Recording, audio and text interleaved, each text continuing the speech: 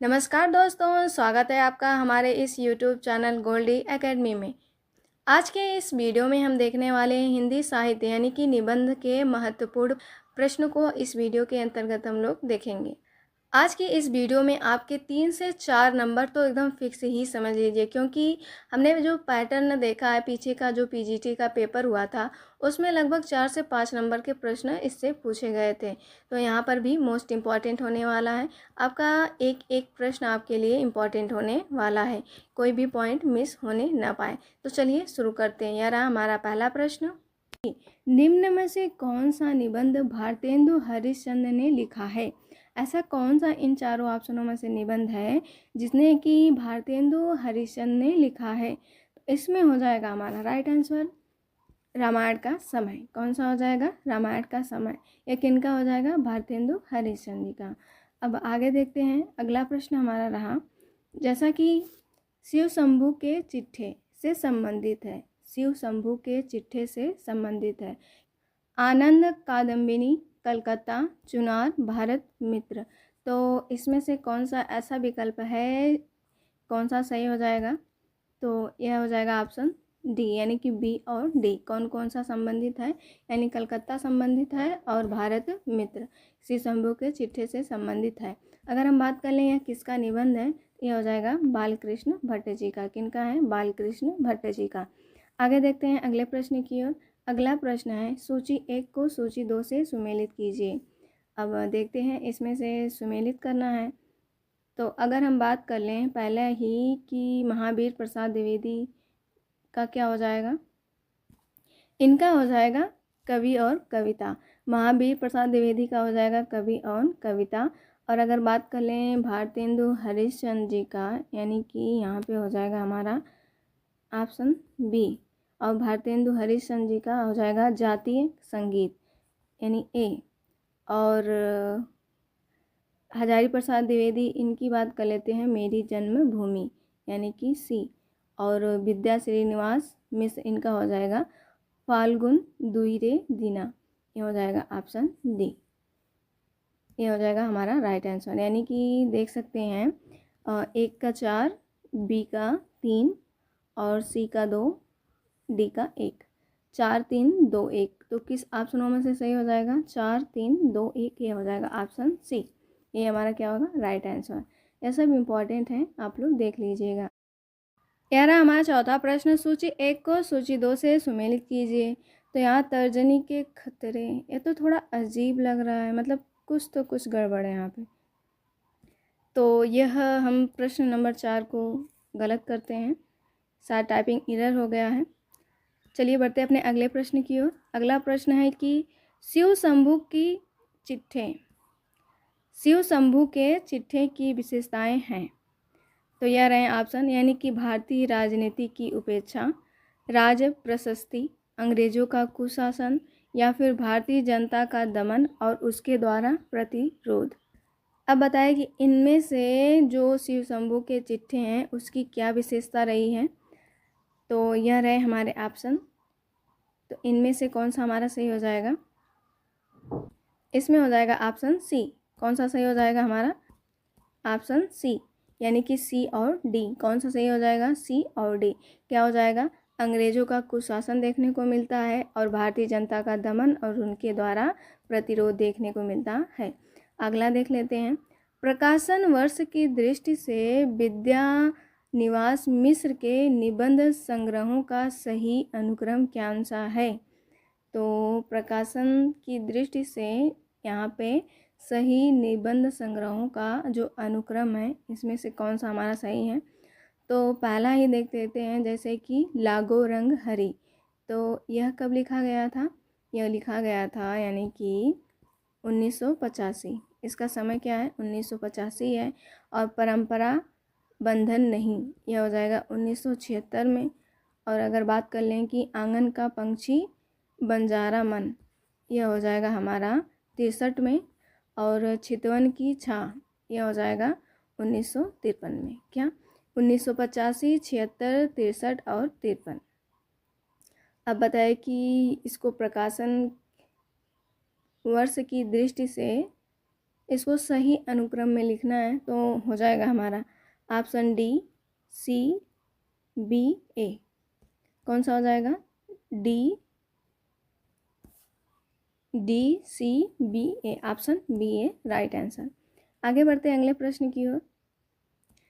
किसी भाषा का साहित्य में व्यवहार न होना इस बात का प्रमाण नहीं कि उस भाषा का अस्तित्व ही नहीं था। यह कथन किस लेखक का है? यह जो कथन है वह किस लेखक का है? तो यह रहे हमारे सामने ऑप्शन। इन ऑप्शनों में से कौन सा राइट आंसर हो जाएगा? यह हो जाएगा ऑप्शन बी यानी कि रामचंद्र शुक्ल। यह जो जाएगा। अब बढ़ते हैं अपने अगले प्रश्न की ओर। निबंधकार प्रताप नारायण मिश्र से संबंधित निम्न कथनों पर विचार कीजिए। तो निम्नलिखित जो कथन दिया गया है, चलिए देखते हैं। पहला ये कि प्रताप नारायण मिश्र को हिंदी का एडिसन कहा जाता है। दूसरा, इनके निबंधों में भाषा का स्वरूप अत्यंत औपचारिक है। और तीसरा बोल रहा है, निबंध के क्षेत्र में उन्हें आत्मव्यंजक निबंधों का जन्मदाता माना जाता है। या फिर चौथा प्रश्न, उन्होंने बहुत से उड़िया निबंधों का हिंदी में अनुवाद किया है। तो यहाँ पे और पांचवा भी दिया है, जैसा कि यहाँ दिया है कि उनके निबंधों में संस्कृत और उर्दू के शब्दों के साथ बैसवारे की ग्रामीण कहावतों और शब्दों का भी प्रयोग मिलता है। तो यह रहे हमारे 1 2 3 4। तो बताइए इसमें राइट आंसर कौन सा हो जाएगा? तो इसमें हो जाएगा हमारा राइट आंसर 1 3 5। कौन सा हो जाएगा? 1 3 5, यानी कि पहला हो जाएगा इन्हें हिंदी का एडिशन कहा जाता है। और तीसरा हो जाएगा कि आत्मव्यंजक निबंधों के जन्मदाता कहे जाते हैं। और पांचवा इसमें संस्कृत और उर्दू शब्दों के साथ साथ बैसवारे की जो ग्रामीण कहावतें हैं उनके शब्दों का ज़्यादातर प्रयोग देखने को मिलता है। अब बढ़ते हैं अगले प्रश्न की ओर। सूची 1 को सूची 2 से सुमेलित करना है। यह मोस्ट इम्पॉर्टेंट प्रश्न है, कभी भी पूछा जा सकता है। जैसे कि चिंतामणि प्रथम भाग कब प्रकाशित हुआ था और किसने किया था? और चिंतामणि द्वितीय भाग, तृतीय भाग और चतुर्थ भाग। तो बताइए इसमें राइट आंसर कौन सा हो जाएगा? अगर हम बात कर लें इसमें, अगर प्रथम भाग की बात कर लें, चिंतामणि प्रथम भाग यह किए थे किसने? आचार्य रामचंद्र शुक्ल। और द्वितीय भाग की बात कर लें तो यह किए थे आचार्य विश्वनाथ प्रसाद मिश्र। और तृतीय भाग किए थे डॉक्टर नामवर सिंह। और चतुर्थ भाग में हो जाएगा कुसुम चतुर्वेदी और ओम प्रकाश सिंह, इन दोनों ने किया था। अब देखते हैं इसमें राइट आंसर कौन सा हो जाएगा, यानी ए का हो जाएगा 3। ए का क्या हो जाएगा? 3। तो यह रहे हमारे ऑप्शन, जिसमें देखने को मिल रहा है बी वाला गलत हो जाएगा, डी वाला। ए का 3 2 में मिलता है, यहाँ बी का 1 भी है, सी का 4। तो सी का यानी कि जो तृतीय भाग है यह किसने किया था? तो तृतीय भाग किए थे डॉक्टर नामवर सिंह, यानी कि 2। सी का क्या हो जाएगा? 2। जो होगा वही हमारा क्या होगा? राइट आंसर, यानी कि ये हो जाएगा हमारा राइट आंसर। ए का 3, बी का 1, सी का 2 और डी का 4। अब बढ़ते हैं अगले प्रश्न की ओर। निम्न में से कौन विवेकी राय कृत निबंध संग्रह नहीं है? कौन विवेकी राय कृत निबंध संग्रह नहीं है? इन ऑप्शनों में से कौन सा हमारा राइट हो जाएगा? तो इसमें देख लेते हैं। इसमें हो जाएगा ऑप्शन डी, यानी कि हर बारिश में। यह विवेकी राय का निबंध संग्रह नहीं है, बल्कि किनका हो जाएगा? निर्मल वर्मा का। किनका हो जाएगा? निर्मल वर्मा जी का, हर बारिश में। अब बढ़ते हैं अपने अगले प्रश्न की ओर। अगला प्रश्न हो जाएगा, संस्कृति और सौंदर्य निबंध से निम्नलिखित में से किस निबंध का उल्लेख नहीं है? संस्कृति और सौंदर्य निबंध में निम्नलिखित में से किस निबंध का उल्लेख देखने को नहीं मिलता है? यह रहे हमारे ऑप्शन। तो इसमें हमारा कौन सा हो जाएगा? इसमें हो जाएगा हमारा ऑप्शन डी, यानी कि शिशिर के फूल। यह इसका उल्लेख वहाँ पे देखने को नहीं मिलता है। अगर हम बात करें शिशिर के फूल, यह किनका हो जाएगा? यह हो जाएगा हजारी प्रसाद द्विवेदी का ललित निबंध। कैसा निबंध है? ललित निबंध। और संस्कृति और सौंदर्य इनकी बात कर लें, यह हो जाएगा डॉक्टर नामवर सिंह का। किनका हो जाएगा? डॉक्टर नामवर सिंह का निबंध हो जाएगा। और जैसा कि हमने देखा है कि किसका उल्लेख देखने को नहीं मिला है, तो शिशिर के फूल का, और किनका किनका मिला है, जैसे कि अशोक के फूल का, विचार और वितर्क, मेघदूत एक पुरानी कहानी, यह इनका देखने को मिला है। सूची 1 को सूची 2 से सुमेलित करना है। इस प्रश्न में यहाँ पे हो जाएगा मुसद्दस और भारत भारती की सांस्कृतिक भूमिका, नई कविता का आत्मसंघर्ष, भारतीय रंग दृष्टि की खोज, और कवि कै बोल खरग हिरवानी। तो देखते हैं, तो पहले का हो जाएगा 4 यानी कि शमशेर बहादुर सिंह, और नई कविता का आत्मसंघर्ष हो जाएगा, ये हो जाएगा हमारा ऑप्शन ए यानी कि मुक्तिबोध। संघर्ष कौन करते हैं? मुक्तिबोध करते हैं। और भारतीय रंग दृष्टि की खोज, यह किनका हो जाएगा? नेमीचंद्र जैन। किनका हो जाएगा? नेमीचंद्र जैन, यानी सी का 2। चलिए देखते हैं किस आगे देखते हैं। सूची 1 को सूची 2 से सुमेलित करना है इसमें भी। तो पहला देखते हैं कि सच्ची वीरता और तुम चंदन हम पानी, कुटज मनोयोग। तो सच्ची वीरता किनका हो जाएगा? यह हो जाएगा सच्ची वीरता हो जाएगा सरदारपुर सिंह जी का, तुम चंदन हम पानी यह हो जाएगा विद्या श्रीनिवास दास जी का, कुटज हजारी प्रसाद द्विवेदी, मनोयोग की बात करें प्रताप नारायण मिश्र। तो सच्ची वीरता यानी कि सरदारपुर सिंह। यानी अब बढ़ते हैं अपने अगले प्रश्न की ओर। अगला प्रश्न रहा हमारा कि शिव शंभू के जो चिट्ठे हैं इनके बारे में। चलिए देखते हैं।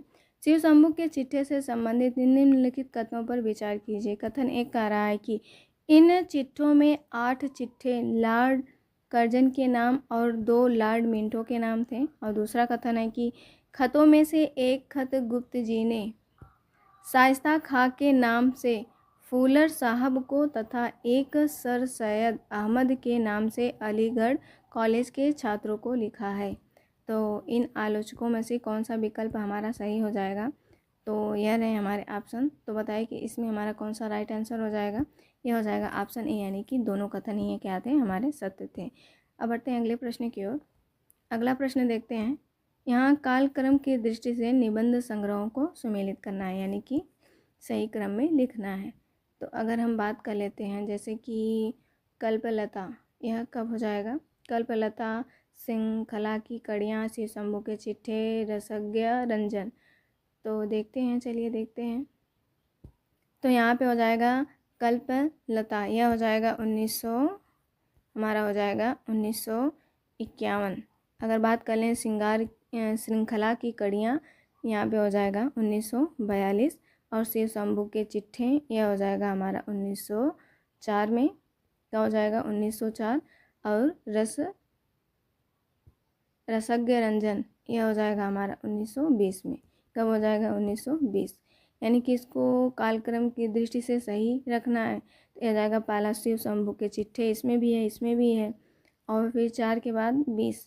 रस इसमें नहीं है, तो ऑप्शन बी गलत। यह हो जाएगा ऑप्शन सी, क्या हो जाएगा? Right answer. कौन सा हो जाएगा? Option C. अब बात कर लेते हैं अगले प्रश्न की ओर। जैसा कि निबंध और निबंधकार को सुमेलित करना है, तो नया साहित्य, नए प्रश्न किनका हो जाएगा? विचार एवं वितर्क, हिंदी साहित्य का आधुनिक परिदृश्य, मेरा परिवार। तो इसमें कि 4 दिया गया है और विकल्प में हमारे हो जाएंगे 5। तो सुमेलित करना है, तो बताइए। ए तो सभी लोग जानते हैं कि विचार और वितर्क, यह किनका हो जाएगा? यह हो जाएगा ऑप्शन 4, यानी कि हजारी प्रसाद द्विवेदी। विचार और वितर्क किनका है? हजारी प्रसाद द्विवेदी। चलिए देख लेते हैं कि यानी बी का 4 किस में दिया गया है। यह रहा हमारा राइट आंसर, यानी बी का 4। तो चलिए देखते हैं, ए का 3 हो जाएगा। जैसे कि नया साहित्य, नए प्रश्न, यह हो जाएगा नंद दुलारे वाजपेयी जी का, पहले का 3 यानी ए। और विचार और वितर्क हजारी प्रसाद द्विवेदी जी का हो जाएगा। और हिंदी साहित्य का जो आधुनिक परिदृश्य है वह किनका हो जाएगा? यह हो जाएगा अज्ञे जी का। किनका हो जाएगा? अज्ञे जी का हो जाएगा। और मेरा परिवार सभी लोग जानते हैं कि इनका हो जाएगा महादेवी वर्मा जी का, यानी कि यहाँ पे हो जाएगा डी। अब बढ़ते हैं अगले प्रश्न की ओर। जैसा कि अगला प्रश्न रहा, निम्नलिखित निबंध संग्रहों का रचनाकाल के अनुसार सही क्रम रेखांकित कीजिए। रचनाकाल के अनुसार सही क्रम रेखांकित करना है। तो यह रहे हमारे ऑप्शन। तो बताइए इसमें से कौन सा हमारा राइट हो जाएगा। तो इसमें हो जाएगा हमारा ऑप्शन ए यानी कि चाबुक हो जाएगा, परंपरा का मूल्यांकन, नई कविता का आत्मसंग्रह तथा अन्य निबंध, यत्र तत्र सर्वत्र, यह हमारा हो जाएगा ऑप्शन ए। आगे बढ़ लेते हैं, जैसे कि वंदे वाणी विनायको निबंध संकलन के रचयिता कौन है। वंदे वाणी विनायको निबंध संकलन के रचयिता कौन माने जाते हैं। ऑप्शन बी यानी कि रामवृक्ष बेनीपुरी। कौन हो जाएंगे, रामवृक्ष बेनीपुरी। और फिर अगला भी प्रश्न है जिसे सुमेलित करना है। इस टाइप के प्रश्न हमने काफ़ी ज़्यादा इसमें रखे हैं ताकि एक तो कॉन्सेप्ट भी क्लियर हो जाए और रिवीजन भी हो जाएगा हमारा। और हाँ, ऐसे इस पीडीएफ को आपको मिलेगा, आपको टेलीग्राम ज्वाइन करना पड़ेगा, वहाँ पे इसकी पीडीएफ आपको टेलीग्राम ज्वाइन करना पड़ेगा, वहाँ पे दे दिया जाएगा, आप लोग वहाँ ज्वाइन कर लीजिएगा। और ऐसे ही हम सभी पॉइंटों पे, जैसे कि निबंध आज लेकर आए हैं, उपन्यास का भी पॉइंट हो गया है, और भी जो बचे खुचे हैं उसको लेकर आया जाएगा। तो चलिए देखते हैं इसमें क्या हो जाएगा। कुबेर नाथ राय, इसमें क्या, हजारी प्रसाद द्विवेदी, विद्या श्रीनिवास मिश्र, रामचंद्र शुक्ल, और इसमें कौन किसका हो जाएगा। अगर हम बात कर लें रामचंद्र शुक्ल, यह हो जाएगा ऑप्शन डी, यानी कि डी का हो जाएगा एक, डी का क्या होगा एक। और हजारी प्रसाद द्विवेदी जी का देख लेते हैं, या फिर विद्या श्रीनिवास मिश्र जी का। तो विद्या श्रीनिवास मिश्र जी का हो जाएगा, इनका हो जाएगा मेरा मुकुट, मेरे राम का मुकुट भीग रहा है, यानी कि हो जाएगा 3, यानी सी का हो जाएगा 3, क्या हो जाएगा 3। और हजारी प्रसाद द्विवेदी की अगर हम बात कर लें, इनका हो जाएगा भीष्म को क्षमा नहीं किया, यानी कि बी का 4। और कुबेर नाथ राय, इनका क्या हो जाएगा, इनका हो जाएगा प्रिया नीलकंठी, क्या हो जाएगा प्रिया नीलकंठी, यानी कि 2 4 3 1, क्या होगा 2 4 3 1, कहाँ पे देखने को मिल रहा है 2 4, यही क्या हो जाएगा इसका राइट आंसर। चलिए बढ़ते हैं अपने अगले प्रश्न की ओर। अगला देखते हैं, निम्नलिखित कृतियों से उनके निबंधकारों से सुमेलित करना है। पगडंडियों का जमाना, ये सभी लोग जानते हैं, हरिशंकर परसाई जी का है, हरिशंकर परसाई जी का। अंगद का पाँव, यह किनका हो जाएगा, यह हो जाएगा श्रीलाल शुक्ल जी का, किनका हो जाएगा श्रीलाल शुक्ल जी का। और गंधमादन, यह किनका हो जाएगा, यह हो जाएगा ऑप्शन बी, यानी कि कुबेर नाथ राय। कौन सा हो जाएगा, कुबेर नाथ राय, यानी कि यह हो जाएगा सी। और जीप पर सवार इल्लियाँ, यह हो जाएगा शरद जोशी, किनका हो जाएगा शरद जोशी जी का, यानी कि डी। यह अब बढ़ते हैं अपने अगले प्रश्न की ओर। अगला प्रश्न है हमारा कि रचना काल के आधार पर दिनकर की निम्नलिखित कृतियों का सही अनुक्रम कौन सा है। तो दिनकर की कृतियों का सही अनुक्रम बताना है। तो पहला ही देख लेते हैं, जैसा कि यहाँ पे दिया है, जैसे कि यहाँ दिनकर की डायरी, यह कब आया था 1970 में, दिनकर की डायरी था 1970 में। अगर हम बात कर लें वट पीपल की, तो यह हो जाएगा 1961 में, कब 1961 में।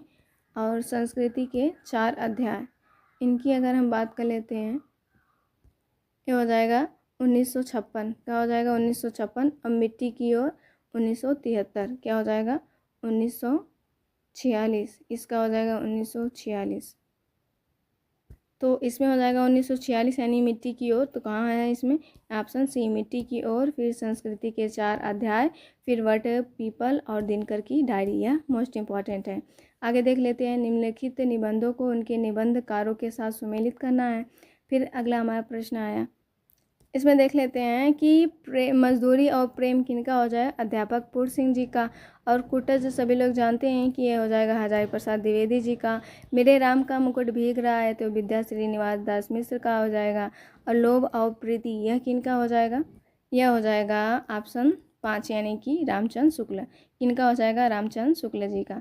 तो इन ऑप्शनों में से देखते हैं जिसमें कि डी का 5वां सही है, तो यही राइट आंसर है, ऑप्शन डी, यही क्या हो जाएगा राइट। आगे देखते हैं, आत्माराम की टेटे निबंध में आत्माराम के प्रतीक हैं। आत्माराम की टेटे निबंध में आत्माराम के प्रतीक हैं, तो बताइए इसमें कौन सा राइट आंसर हो जाएगा। यह हो जाएगा ऑप्शन डी, यानी कि बाल मुकुंद गुप्त, क्या हो जाएगा बाल मुकुंद गुप्त। अब इसमें भी सुमेलित ही करना है। तो बताइए कि ठुठुरता हुआ गणतंत्र, बसंत आ गया, प्रिया नीलकंठी, काव्य में रहस्यवाद। तो कौन किसका है? अभी हमने देखा था एक ऑप्शन यानी कि प्रिया नीलकंठी, यह किनका हुआ था? यह था प्रिया नीलकंठी कुबेर नाथ राय। किनका हो जाएगा? कुबेर नाथ राय। अगर हम ठिठुरता हुआ गणतंत्र की बात कर लें, यह हो जाएगा हरिशंकर परसाई जी का। वसंत आ गया हजारी प्रसाद द्विवेदी जी का। और काव्य में रहस्यवाद, यह किनका हो जाएगा? काव्य में रहस्यवाद, यह हो जाएगा हमारा ऑप्शन 2 यानी कि रामचंद्र शुक्ल। क्या हो जाएंगे? रामचंद्र शुक्ल। चलिए देखते हैं इस ऑप्शनों की ओर। यानी ठिठुरता हुआ गणतंत्र, यह हो जाएंगे हरिशंकर परसाई जी यानी कि ए का 5। तो किस ऑप्शन में है? ऑप्शन सी यानी ए का 5, सी का बी का 4, सी का 1 और डी का 2। अब बढ़ते हैं अगले प्रश्न की ओर। सच्चिदानंद हीरानंद वात्स्यायन अज्ञे के अनुसार निबंध संग्रहों का प्रकाशन वर्ष के अनुसार सही अनुक्रम कौन सा है? तो लिखित कागज कोरे, यह कब लिखा गया था? अगर हम इसकी बात कर लें, यह हो जाएगा 1972 में। कब लिखे गए थे? 1972 में। आत्मनेय पद, यह 1960 में लिखा गया था। कहाँ है? द्वारका। कहाँ है? द्वारका। यह लिखा गया था 1982 में। 1982 में। और अद्यतन अगर इसकी बात कर लें, यह 1977 में। कब लिखा गया था? 1977। तो इसमें से राइट आंसर कौन सा हो जाएगा? आत्मनेपद हो जाएगा पहले 60 में, और फिर अद्यतन हो जाएगा हमारा। अद्यतन तो 77 में है, और आत्मने फिर 72 वाला। लिखी कागज कोरे, फिर अद्यतन, फिर कहाँ है? द्वारका। यानी ऑप्शन डी क्या हो जाएगा? राइट। आगे देखते हैं। फिर निबंध संग्रह दिए हैं, निबंध और निबंधकारों का सुमेलित करना है। तो इसमें देख लेते हैं। तो पहला है कि कन्हैया लाल मिश्र प्रभाकर जी का, कौन सा राइट हो जाएगा? इनका हो जाएगा माटी हो गई सोना। कौन सा हो जाएगा राइट आंसर? इसमें हो जाएगा पहले का 3, यानी कि प्रभाकर जी का हो जाएगा माटी हो गई सोना। अब बात कर लेते हैं, जैसे कि अगला है रामधारी सिंह दिनकर, इनका कौन सा हो जाएगा? इनका हो जाएगा रेती के फूल, यानी कि 5। कौन सा हो जाएगा? रेती के फूल। और सच्चिदानंद हीरानंद वात्स्यायन अज्ञे, इनका हो जाएगा हमारा ऑप्शन, यह हो जाएगा इनका 2, यानी कि आल बाल। और आखिरी प्रश्न रहा हमारा हजारी प्रसाद द्विवेदी, इनका क्या हो जाएगा? ऑप्शन ए यानी कि आलोक पर्व, यानी कि 3, 5, 2, 1। कौन सा राइट हो जाएगा? 3, 5, 2, 1। तो अब बढ़ते हैं अपने अगले प्रश्न की ओर। जैसा कि अगला प्रश्न है, इसे भी सुमेलित करना है।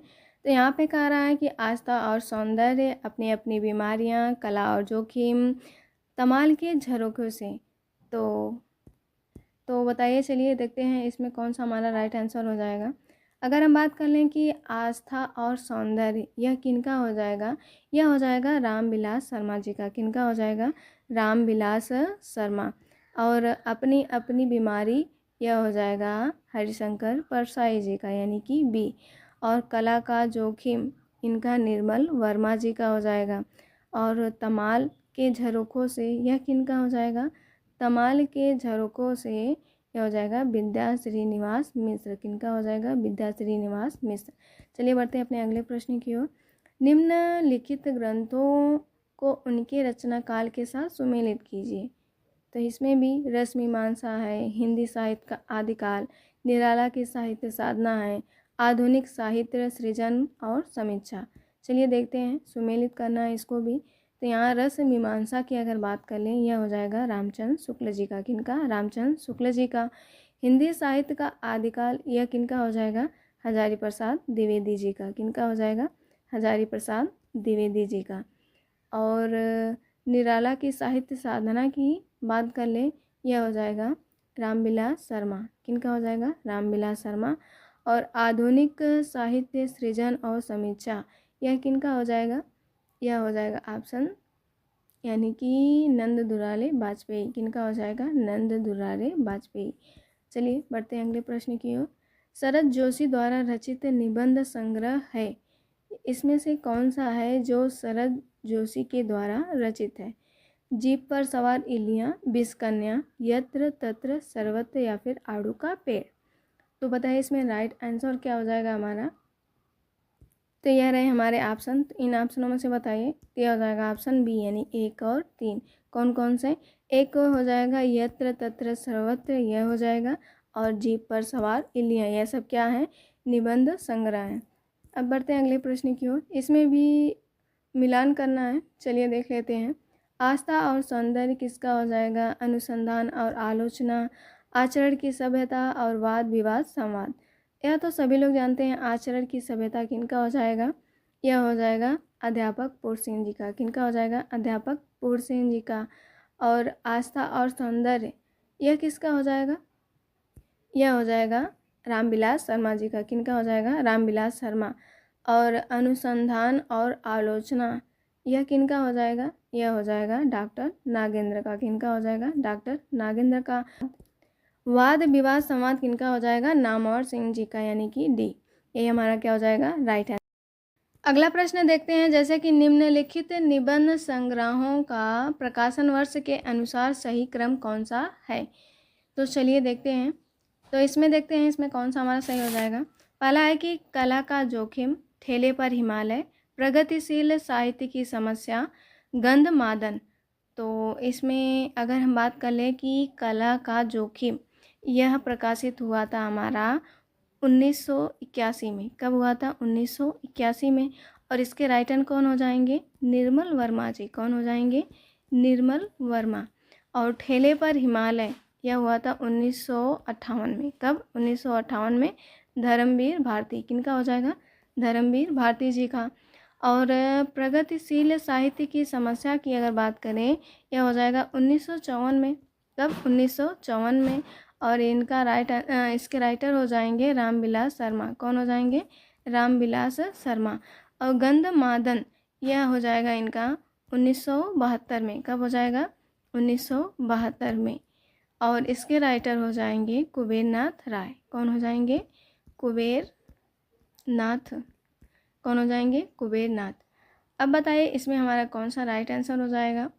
तो सही क्रम में सजाना है तो सबसे पहले हम बात कर लेते हैं 3। कौन हो जाएगा? 3, फिर 2, फिर हो जाएगा 4, फिर 1, यानी कि 3 2 4 1। 3 2 4 1 यानी राइट ऑप्शन डी। अगला प्रश्न देखते हैं, इम्पॉर्टेंट है, आप लोग ध्यान में रखिएगा।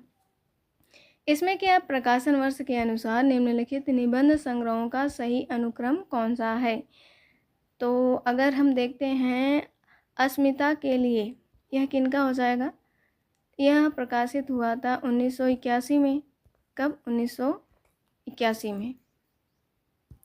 और यह किनका हो जाएगा? विद्या श्रीनिवास मिश्र का। किनका हो जाएगा? विद्या श्रीनिवास मिश्र का। और आलोक के पर्व यह हो जाएगा 1972 में। कब? 1972 में। हजारी प्रसाद द्विवेदी, ये सभी लोग जानते हैं, हजारी प्रसाद द्विवेदी। और बकलम खुद यह किनका हो जाएगा? 1951 में। कब? 1951 में। यह हो जाएंगे नामवर सिंह। कौन हो जाएंगे? नामवर सिंह। और मन पवन की नौका यह 1982 में। और इसके हो जाएंगे कुबेर नाथ। कौन हो जाएंगे? कुबेर नाथ। यह इम्पॉर्टेंट है, आप लोग ध्यान में रखिएगा। अब बस हम लोग 1-2 प्रश्न और बचा है, यह रहा हमारा आखिरा। निम्नलिखित निबंधों को उनके लेखकों के साथ सुमेलित करना है। तो चलिए देखते हैं। कहानी अनकहानी यह किनका होगा? फिर अभी गंधमादन, अभी देख के हम लोग आ रहे हैं कि यह गंधमादन किनका हो जाएगा? कुबेरनाथ राय, यानी कि बी का 3 हो जाएगा। और जीप पर सवार इलियाँ यह किनका हो जाएगा? शरद जोशी जी का, यानी कि सी का 1। और अगर हम बात कर लेते हैं यहाँ पे मिट्टी की ओर, यानी कि मिट्टी की ओर यह हो जाएगा रामधारी सिंह दिनकर, यानी कि 2। और कहानी अनकहानी यह बच जाएंगे ऑप्शन, यानी धर्मवीर भारती, यह हो जाएगा 4। कौन सा हो जाएगा? 4। कहानी अनकहानी धर्मवीर भारती जी का हो जाएगा। और गंधमादन यह हो जाएगा कुबेरनाथ राय जी का। जीप पर सवार इलियाँ शरद जोशी जी का। मिट्टी की ओर यह हो जाएगा हमारा ऑप्शन बी, यानी कि रामधारी सिंह दिनकर। अब बढ़ते हैं, यह रहा हमारा आखिरी प्रश्न। अनुभूति के द्वंद्व से प्राणी के जीवन का आरंभ होता है। उच्च प्राणी मनुष्य की केवल एक जोड़ी अनुभूति लेकर इस संसार में आता है। यह उक्त कथन, उक्त पंक्तियाँ किस निबंध से लिया गया है। यह जो निबंध है यह जो पंक्तियाँ हैं किस निबंध से लिया गया है। इसमें कौन सा हमारा हो जाएगा, ऑप्शन ए, यानी कि कौन सा हो जाएगा, भाव और मनोभाव से लिया गया है। अब आगे के यह रहे हमारे प्रश्न, इम्पोर्टेंट प्रश्न। अब ऐसे ही सेशन अगर वीडियो आप लोगों को पसंद आया है तो आप लोग वीडियो को लाइक करें, शेयर करें, सब्सक्राइब करें और इसकी PDF आपको टेलीग्राम पे मिलेगी। कम से कम 3 से 4 नंबर इसमें पक्के हो जाएंगे हमारे, किसमें 3-4 नंबर तो पक्के ही हैं। और जो आसान है उनको शायद ही इसमें हमने शामिल नहीं किया है। और आगे की वीडियो में हम लोग देखेंगे कहानी, संस्मरण, रेखा चित्र, जितने भी इम्पॉर्टेंट होंगे सब आगे की वीडियो में देखेंगे। तो मस्त रहें, पढ़ते रहें। तो मिलते हैं अपने नए वीडियो के साथ, तब तक के लिए नमस्कार।